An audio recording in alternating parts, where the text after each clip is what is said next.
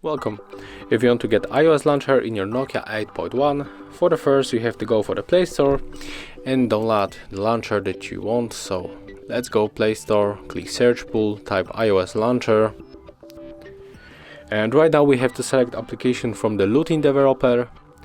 And here we got the Lutin developer launcher iOS 13. So let's go for it.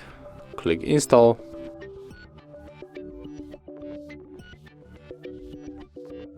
And click open right now. Click allow. And right now we have to tap on the home button and select the launcher. This one, iOS launcher. And right now we have to tap on the always.